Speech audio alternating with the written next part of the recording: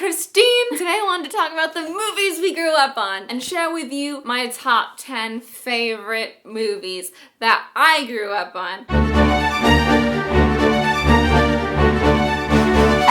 Interesting thing. The movies you watch as a kid have a profound impact on you as a human that you may or may not realize, but they shape your personality in ways, and they bond you with the people around you that experience them with you. When I was younger in my day, this sounds ridiculous, but we didn't have iPads and crap like that. My family would go down the shore a lot. The shore is the beach in New Jersey, so we drive down there, and it's an hour-and-a-half ride. Us kids, we gonna be watching a movie. So we had a portable DVD player. That was the shit back in the day. Like, we're going on a flight, we're gonna bring our cool portable DVD player and pop in our DVD and watch a movie. Olivia's my sister, we would watch a movie every time we made a trip down the shore or a trip back, and that was a lot of times. We had like a collection of 5 to 7 movies that we watched 50 million times. Now, as an adult, they're ingrained in my mind. Like, I just reference them out of the blue. When you're that age, you have no problem rewatching a movie over and over and over and over and over and over. Isn't it a weird thing? I remember Olivia went through a phase where she sat and watched Jumanji repetitively for a month. And I watched it with her like half those times. That's on my top 10 list that I'm about to go into. So I guess it's just gonna make it number 10.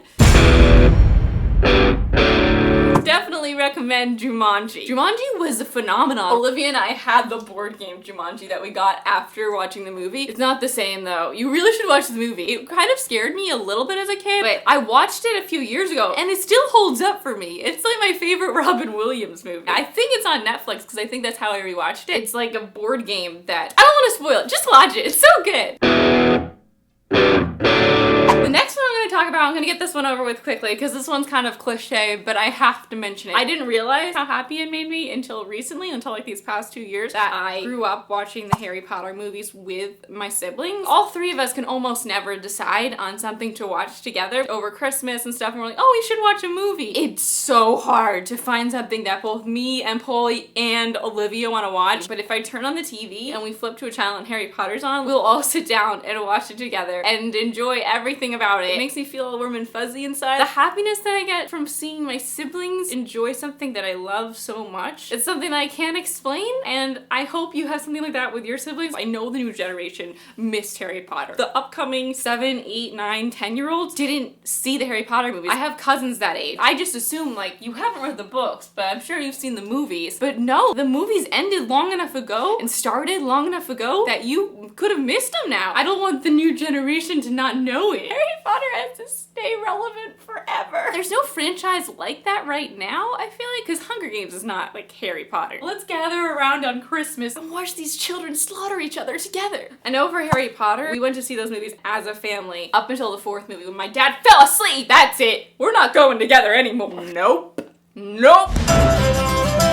Next on my list is kind of a weird one. Me and Olivia watched it repetitively. It's Jurassic Park 3. I went through a hardcore dinosaur phase. Like, when I was 6, I knew every dinosaur, and my dad and I made models. You know models? You glue them together, little pieces, and you paint them. It's very tedious, but my dad and I used to make them together. Mostly my dad, and I would point and tell him what color, because I was 6 years old. But we did all the dinosaurs, and I have a pink T-Rex, because I was like, I want the T-Rex to be pink! And when we got the DVD player, it was around the time that the 3rd one came out. I personally don't see what the hate is about. I love the first Jurassic Park, don't get me wrong. I watched that when I was like 4 though. I was scared of it, and it wasn't the same as when I watched the 3rd one, because I hadn't rewatched the first one when I watched the 3rd one, and the 3rd one became like my first one that I understood everything that was happening. You know what I'm saying. Anyway, I love Jurassic Park in general, but the 3rd one, guys, love it.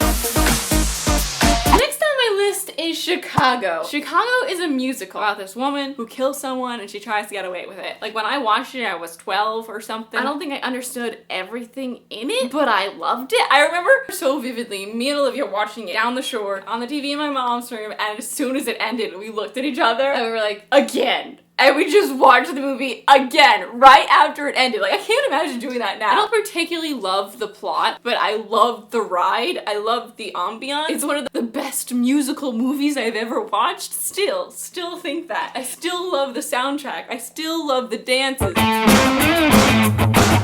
the late 90s and the early 2000s, there was this age of rom-coms. I find it so weird when I think about it now, how devoid of rom-coms the theaters are. We're in the age of superhero movies now. My favorite rom-coms. We had Made in Manhattan in our DVD collection. We had The Wedding Planner in our DVD collection. Those are my favorite J-Lo rom-coms. But our favorite rom-com, I think, was How to Lose a Guy in 10 Days. I remember laughing so much the first time I watched that movie. Kate Hudson plays an up-and-coming journalist. She's working for this magazine and her boss wants her to write this piece, How to Lose a Guy in 10 Days. So the things not to do when you first start dating somebody, she needs to go find a guy and try to lose him for research. The guy she finds is Matthew McConaughey. Matthew McConaughey used to be rom-com guy. Now he's like serious movie guy. And it's beautiful, you guys. Watch it.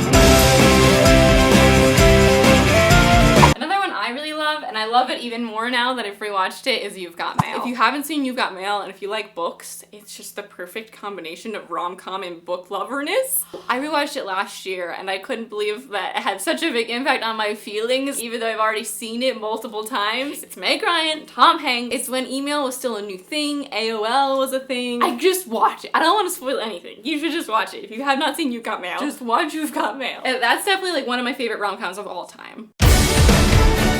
Grease, the musical Grease with Olivia Newton-John and John Travolta. I saw it when I was like 8 with Olivia. We loved it. We've watched it a bajillion times. I love the songs. There are some people that hate Grease and I just like don't get it. It sends all the wrong messages in a way, like you have to smoke to be cool. But if you're not an idiot, then you know that it's not actually cool to smoke. That's how you die. But I remember my Nana being like, you girls are allowed to watch this when we were watching it. The songs and the dancing, we go together like na na na na na. The scene at the dance with Danny and Sandy is my favorite thing to watch. It's just wonderful. If you haven't seen Grease, I highly recommend that music. Highly recommend. You've probably seen it in some form. Like your school maybe has done Grease, or you've seen it at the community theater. I've seen it everywhere. I've seen it like on Broadway. I've seen it all the Grease. Grease 2 is not the same, so don't, if you've seen Grease 2, it's not Grease. Grease is the time, it's the pulse, it's the motion, and Grease is the way we are feeling. Grease is old. It's like from the 70s or something. It's not like I know it because it came out in my era. I know it because my mom showed it to me and Olivia. Charlie's Angels, the reboot with Cameron Diaz and Drew Barrymore and Lucy Liu. Loved that movie. 3 women kicking ass, saving the world. It was awesome. It was so cool. Olivia and I watched it a bajillion times. If you watch it, like the action sequences are absolutely ridiculous, but it's awesome and I don't give a shit. It has a great soundtrack too. That's where I first heard all the small things in their blooper reel at the end. I love their blooper reels. Their blooper reels were how I modeled my blooper reels when I first started making things. That was my impression of Charlie's Angels. I love Charlie's Angels. It's gotta be Legally Blonde. It's Reese Witherspoon at her best. Legally Blonde is so good. Her essay for Harvard, the opening credit sequence with the card. Perfect day. Nothing's standing in my way. But that song comes on in my head sometimes when I'm like really happy and excited. The movie just makes me happy. I really think you should watch Legally Blonde if you haven't watched Legally Blonde. And number 1 is Miss Congeniality. Miss Congeniality with Sandra Bullock is one of my favorite movies of all time still. My senior quote in my yearbook, which just I look back on it, is so ridiculous. My quote was, harsher punishment for parole violators and world peace. A quote from Miss Congeniality was my senior quote. I watched that movie so many times. I know it by heart so hard. I'm not one of those people that will like recite lines while I'm watching the movie because that's like so annoying, but I know all the lines. Sandra Bullock plays an FBI agent and the serial killer is linked with the Miss America pageant. So she goes undercover the Miss America pageant and she's like really grungy, so they need to do a full makeover and it's just so funny and so good. It's action-packed and it's kick-ass. If you haven't seen Miss Congeniality, that's a must-watch. It's a must-watch. That is my top 10 nostalgic movies that I grew up with that I recommend for sure. I would love to hear what yours are. I'd love to hear the one that you recommend to still watch. Like these are the ones that I still recommend. Particularly feel-good, happy-making ones. I'd love to hear it. Because you always have have those days where you're kind of feeling down and you just want to watch something nice. And it's so hard to figure out what you haven't seen yet that is nice, you know? I hope this helps you. I'm Christine. Thank you for watching. If you had fun here, please give that thumbs up button down there a click. Thanks for watching. I'll talk to you next time. Bye!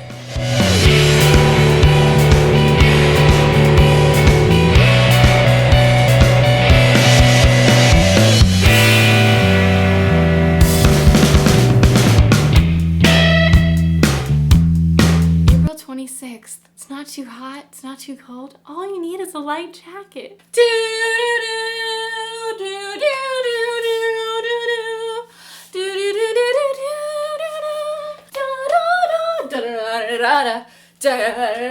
She's one in a million, once in a lifetime. You make me discover when all stars above us. Bum, bum, bum, ba-da-da-dum, bum, bum. You're the one that I want, on the bottom of